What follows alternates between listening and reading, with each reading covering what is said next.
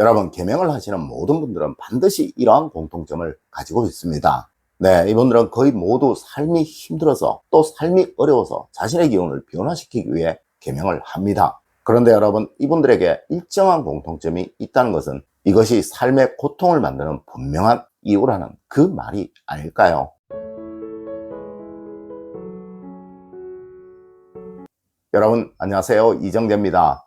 여러분, 저는 근 20여 년간 강단에서 성명학과 사주학에 관해 강의를 해왔으며 정말 수도 없는 사람들의 이름에 관해서 연구를 하였고, 그리고 또 많은 분들에게 계명도 해주었습니다. 물론 계명을 하시기 위해 제게 부탁을 하신 분들은 거의 대부분 아주 큰 어려움이나 또 아주 큰 힘듦을 겪고 계시는 분들이셨죠. 네, 사실 보통 사람이 수십 년간 써왔던 이름을 바꾼다는 결심을 하기는 정말 쉽지 않을 테니까요.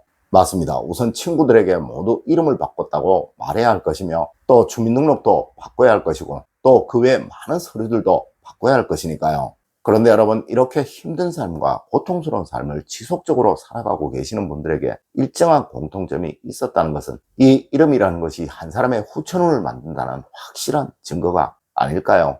여러분, 하여 우리 조상님들은 이름값 한다라는 말을 하셨고, 또 성명학이라는 학문을 만드셨던 것입니다. 첫 번째로 여러분, 계명을 하는 사람들에게는 모두 역극이 일어나고 있었습니다.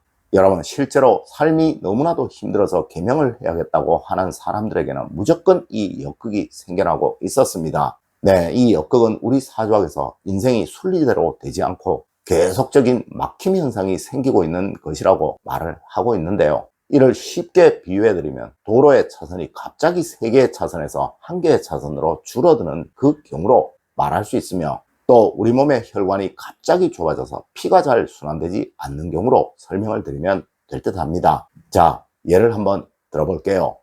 이 사주의 경우 목오행이 을과 유 2개가 있습니다. 그리고 화오행은 이름에 하나가 있으며, 토오행은 무와 미, 그리고 이름에 토로 3개가 있으며, 금오행은 경과 신, 유로 3개가 있습니다. 하여 이것을 정리해보면 2, 1, 3, 3, 1이 된다는 것이죠. 여러분, 이것을 도로에 한번 비유를 해볼게요.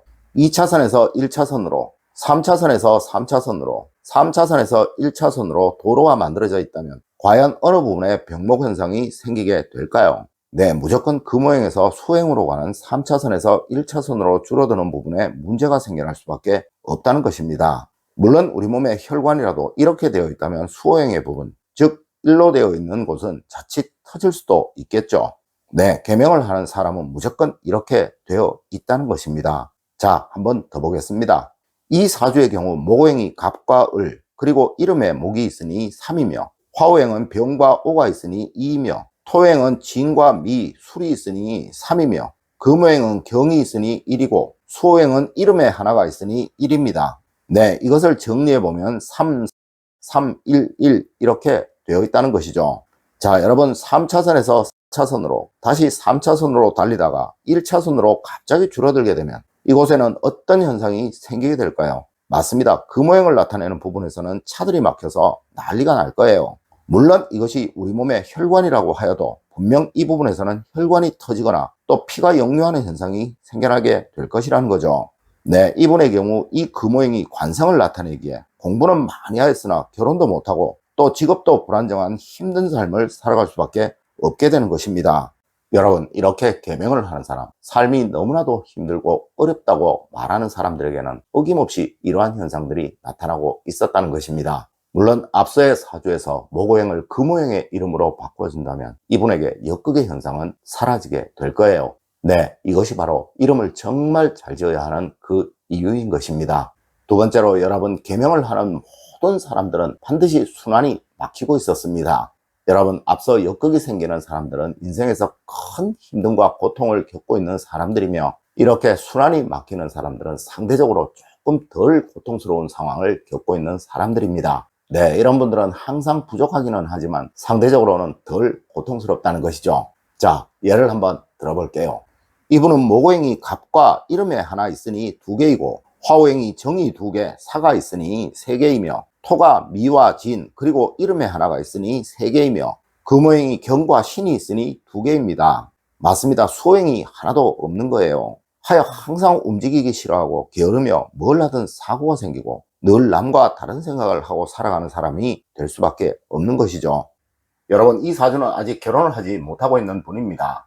자, 먼저 목오행이 드러나지 않고 있습니다. 그리고 화오행은 정과 사, 오가 있으며 토오행은 무와 기, 미와 이름에 토오행이 있습니다. 그리고 금오행은 신과 이름에 금오행이 있습니다. 물론 수오행은 임이라는 오행 하나만 있다는 것이죠. 여러분, 이 임이라는 수오행이 바로 이 사람에게는 제복을 말하고, 그리고 드러나지 않는 오행인 목오행이 관, 즉 결혼운과 직업운을 말하는 거예요. 물론 이 사람은 원래 수오행과 목오행의 이름을 가졌어야 하지만 그렇지 못하니 자신의 기세를 전혀 드러내고 있지 못한 것이죠. 네, 없는 오행이 전혀 보완이 되지 못하고 있는 전형적인 케이스라는 거예요.